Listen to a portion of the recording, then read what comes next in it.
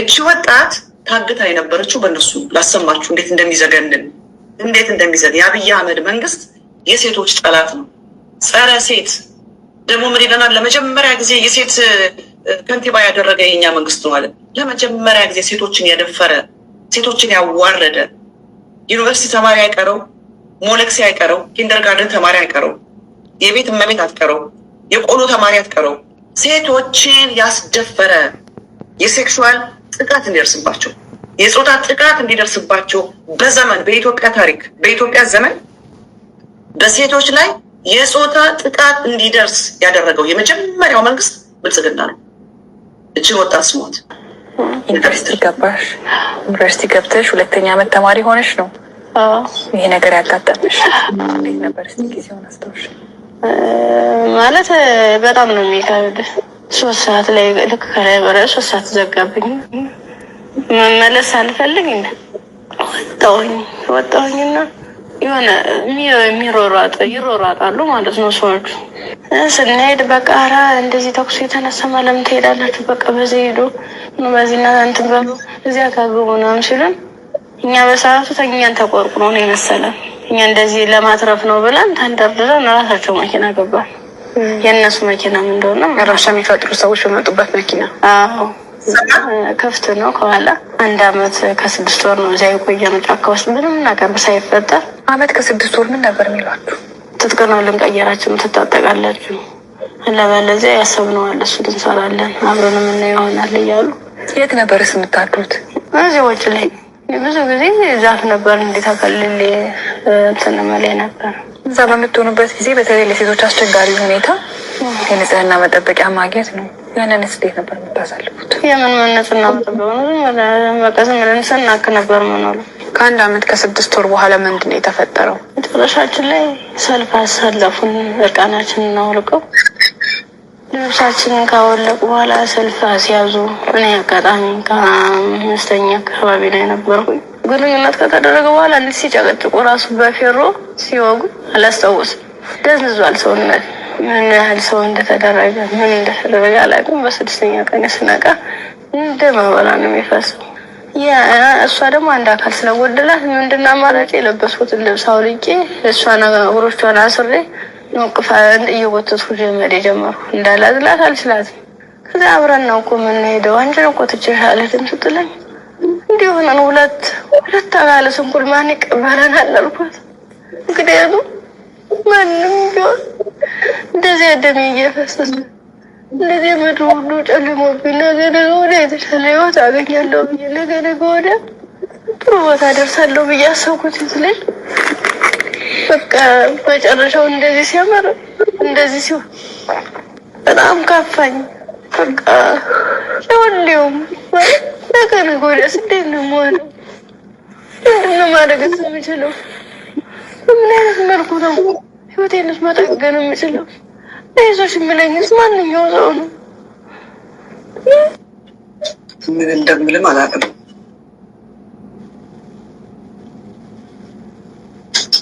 ነፍሰ ገዳይ መንግስት፣ ወንጀለኞች ስልጣን ይዘው ክሪሚናልስ ክሪሚናል ግሩፕ ጋንግ ማፊያ ፓወር ላይ ተቀምጦ፣ ስለዚህ ነው የአብይ አህመድ መንግስት የሰይጣን መንግስት ነው የምላችሁ። ከመጣበት ጊዜ ጀምሮ በንጹሃን ደም እጁን የሚታጠብ ሴቶችን ከመቼውም ዘመን በላይ ተሰምቶ በማይታወቅ ሁኔታ በጾታቸው እንዲጠቁ ያደረገ ወንጀለኛ መንግስት ነው። የአብይ አህመድ መንግስት ለፍርድ መቅረብ አለበት። ይህንን ነፍሰ ገዳይ ለፍርድ የማያቀርብ የሰው ልጅ ኢትዮጵያዊ ብሎ የሚጠራ አሳፋሪ ነው። ኮሌጅ ተማሪ ህፃናት ልጆችን ተመልከቱ። እንግዲህ ትግራይ ውስጥ በማህፀናቸው ብረታ ብረት ከተቱ ቢባል ሰምተናል። ሰማችኋት? ያለችውን ፌሮ ከተቱብኝ አለች። ፌሮ ብረት ማለት ነው። የእነ ሽመልስ አብዲሳ ሰራዊት ወለጋ ውስጥ የተቀመጠውን የአማራን ህዝብ ያረደው የእነ ሽመልስ አብዲሳ ሰራዊት ነው። ወለጋ ውስጥ ያፈናቀሉትን የአማራ በስም አማራ ወልቃይት ነው ወስዶ ያሰፈሩት። በቀደም ሰምተናል እኮ በመከላከያ ስም የወጣው ባይዘዌ በቀደም በመከላከያ ስም የወጣው ስለ ጀነራል ምግበይ የተጻፈው ጸሐፊዎቹ ትክክለኛ ኢንፎርሜሽን ነው የምንናገረው። ጌታቸው ረዳ፣ በየነ ምክሩ፣ ዘሪሁን ተሾመ የሚባል የብርሃኑ ጁላ አማካሪ ነው። በሚገርም አይነት ሁኔታ በየትኛው የጦርነት እውቀቱ በየትኛው የሚሊተሪ ኤክስፒሪየንሱ አንድ ሰካራም ከቀኑ 11 ኦክላክ በኋላ የተስተካከለ ነገር ማውራት የማይችል ሱሪው ላይ እየሸና የሚሄድ ቤቱ ውስጥ ያደገች ህፃን ልጅ የደፈረ ቤቱ ውስጥ ያደገችን ሰራተኛ የደፈረ ደፍሮ ያስወለደ ነው ፕሬዴተር። እነ ዘሪሁን ተሾመ ናቸው የበቀደሙን የጻፉት። ምክንያቱም ዘሪሁን ተሾመ ማን ነበር ያኛው አለምሸት የሚባለው እና የጁላ አማካሪ ነው። በሚገርም አይነት ሁኔታ ነው እነሱ ናቸው ጽፈው ጌታቸው ረዳ፣ በየነ ምክሩ፣ ዘሪሁን ተሾመ ናቸው ጽፈው በመከላከያ ስም እንዲወጣ ያደረጉት። ረስተውት ራሱ የምዕራብ ትግራይን ብለው ነው የጻፉት። ላንብብላችሁ። ምዕራብ ትግራይ ብቻ አይደለም የሚለው በሚያስቅ ሁኔታ ደንቆሮዎች ስለሆኑ ለነገሩ ዴር አልኮሆሊክ ምን ያውቃሉ? ጭንቅላታቸው በአልኮሆል የባወዘ ነው። ምን እንደሚባል ይሄኛው ያስበላናል ያኛው ያስበላን የሚለውን እንኳን አያውቁትም። አልፎ ተርፎ ምንድን ነው የሚለው? የሚያስቀኝ እኮ ነው። ረስተውታል። እነሱ መጽሐፋቸውን ክልውን እንኳን ማውጣት መደበቅ እንዳለባቸው እንኳን አላወቁ። በምዕራብ ትግራይ ይላል መጀመሪያ 2 ጊዜ። እንግዲህ አሁን አብይ ነው ምዕራብ ትግራይ ወልቃይትን ምዕራብ ትግራይ ብሎ የሚጠራው፣ መከላከያ ነው ምዕራብ ትግራይ ብሎ የሚጠራው። እሱ ብቻ አይደለም፣ ጊዜያዊ አስተዳደሩ ማህተም እየነጠቃለ መከላከያ ትግራይ ውስጥ ስለተቀመጠው ጊዜያዊ አስተዳደር መግለጫ ሲሰጥ አስቡት። ይህንን ብለዋል። የጊዜያዊ አስተዳደሩ ማህተም እየነጠቀ ይላል። በነጌታቸው የተጻፈ ነው። በጣም በሚያሳዝን እና በሚያሳፍር ሁኔታ እስከዚህ ድረስ ነው የወረዱት። በነጌታቸው ረዳ እስከዚህ ድረስ ነው የወረዱት። ጽሁፉ የተጻፈው በእነሱ ነው። ዘሪሁን ተሾመ ነው ለመከላከያ የሰጠው። ስለዚህ የአብይ አህመድ መንግስት የሴት ጠላት ነው። ሴቶችን አደጋ ላይ እየጣለ ነው። የሴቶች ህይወት በአብይ አህመድ አገዛዝ አደጋ ላይ ናቸው። ተመልከቱ። ኮሌጅ ተማሪዎችን እነሱ ባስታጠቋቸው ሰራዊት አሳፍሰው እያስደፈሩ ማህፀናቸው ውስጥ ብረታ ብረት እያስገቡ በእንደዚህ ያለ ጭከና በዚህ በለመደው እኮ ነው እነዚህን እንደዚህ እያደረገ ሲያስደፍር። ይሄ እንግዲህ ከትግራይ ጦርነት በፊት ነው ኪድናፕ የሆኑት። እነዚህን አወጥቶ ወጣና ከዛ በኋላ ምን አለ? እነሱ እኮ የተደፈሩት በወንድ ነው አለ። የእነሱ መደፈር ቀልድ የመሰለው ለዚህ ነው። አሳፋሪ ነው። ይህንን ወጥታ የማትቃወም ሴት የማትረባ ሴት ናት። በቀደም አብይ አህመድ ፓርላማ ላይ ምን አለ? የአፍሪካ መሪዎች ሳይቀር በኮሪደር ልማት በምንሰራው ይቀኑብናል አለ። የአፍሪካ መሪዎች ሳይቀር ይቀኑብናል። አንድ የተናገሩ እሱ ላይ እውነት ምን እንደሆነ ታውቃላችሁ? የአፍሪካ መንግስታት ይቀኑበታል። የአፍሪካ መሪዎች ይቀኑብናል። አዎ፣ ለምን እንደሚቀኑበት ታውቃላችሁ? የትኛው የአፍሪካ ሀገር ነው ኢትዮጵያ ውስጥ እየተሰራ ያለው ወንጀል እየተሰራ ሰልፍ ሳይወጣ የአመፅ ሰልፍ ሳያደርግ ጸጥ ብሎ የተቀመጠው? ታክስ ተጨመረብን ብሎ ሰልፍ የሚወጣ፣ ኑሮ ተወደደብን ብሎ ሰልፍ የሚወጣ፣ የዳቦ ዋጋ ተጨመረብን ብሎ ሰልፍ የሚወጣ ህዝብ ነው የአፍሪካ ህዝብ። ሌላ ከኢትዮጵያ ውስጥ ያለው በአፍሪካ በመላው አፍሪካ ያለው የዳቦ ዋጋ ጨመረ ብሎ የሱዳን ህዝብ ሰልፍ ሲወጣ አይተነዋል። ታክስ ጨመረብን ብሎ የኬንያ ህዝብ ሲወጣ አይተነዋል። በማይክሮ ኢኮኖሚ በሚባለው ኢኮኖሚያችን ተበላሸ ብሎ የናይጄሪያ ህዝብ ሲወጣ አይተነዋል። በየቦታው መንግስታትን ህዝብ እየወጣ ቻሌንጅ ሲያደርግ በተቃውሞ ፕሮቴስት ሲያደርግ አይተናል።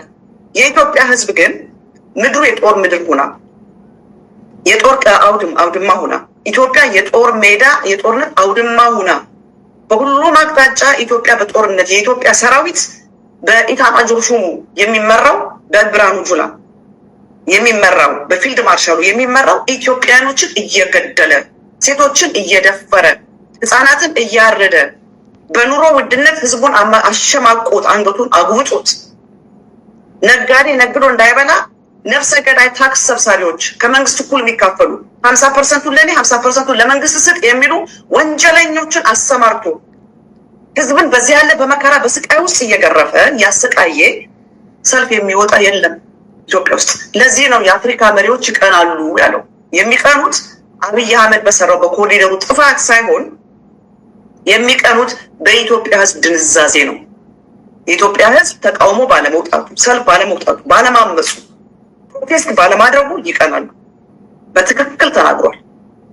በሱ በሰራው የሱን ወንጀል የሱን ግፍ የሱን አመፅ የሱን ጭከና የሱን አረመኔነት የሱን ነውር ተቃውሞ ባለመውጣታቸው በትክክል የአፍሪካ መሪዎች ይቀናሉ። ምን ነው ይሄ ህዝብ የኔ ህዝብ ሆነ? እንደው ይሄን ህዝብ ምን ነው በመራሁት ሰልፍ የማይወጣ የማያምስ የማይቃወም ድምፁን የማያሰማ ህዝቡ ሲጨፈጨፍ ምንም የማይል አብሮ ከነፍሰ ገዳይ ጋር የሚተባበር የጎረቤት ሀገር መታ አገሩን ስትወር አብሮ ከጎረቤት ሀገር ጋር ሆኖ አገሩን የሚወር እንዴት የሚያስቀና ህዝብ ነው? እኛ እኮ ዳቦ ዋጋ ለምን ጨመረብን ብሎ ሰልፍ የሚወጣ ህዝብ ነው የምንመራው። ታክስ ለምን ጨመረብን ብሎ የሚቃወም ህዝብ ነው የምንመራው። ኑሮ ተወደደብን ብሎ አመፅ ፕሮቴስት የሚያደርግ ህዝብ ነው የምንመራው። ሴቶች ተደፈሩ ብሎ ወጥቶ የሚቃወም ህዝብ ነው የምንመራው። በጉልበታችን በቃ በእግራችን ተንጠልጥለን ምንድን ነው የሚባለው ቲክቶክ በአውራጣታችን እንድንቆም የሚያደርገን ህዝብ ነው የምንመራው። አንተ ግን ይሄ ሁሉ ወንጀል እየሰራ መሀይም ሆነ ያልተማርክ አገር የማታውቅ ድሩዬ ሆነ ቬሪ ኢመቹር ቻይልድሽ የሆነ ስራ እየሰራ እያጭበረበርክ እየዋሽክ እየተሳደብክ እየገደልክ እየዘረፍክ ተሳዳቢ አንደበት ገዳይ እጅ ይዘህ ወንጀለኛ ሆነ ክሪሚናል ሆነ ያለ እውቀት ያለ ቦታ ያለ ችሎታ ያለ ጥበብ እንሽላል ቤተመንግስት ውስጥ እንዳሉ እንሽላሊቶች ቤተመንግስት ውስጥ ተቀምጣ አንተን ተቀብሎ ምንም የማያምጽብህ ህዝብ እንዴት ያስቀናል? ምክንያቱም አፍሪካ ውስጥ በአሁኑ ሰዓት በአብይ አህመድ ሌብል መሀይም መሪ የለም። አብይ አህመድ ባለበት ድንቁርና ሌብል የሚመራ አፍሪካ ውስጥ የለም። አንተን ተቀብሎ የሚኖር አንተን ተሸክሞ የሚኖር በአንተ ላይ ምንም የማያደርግ ህዝብ ያስቀናል ነው እያሉት ያሉት።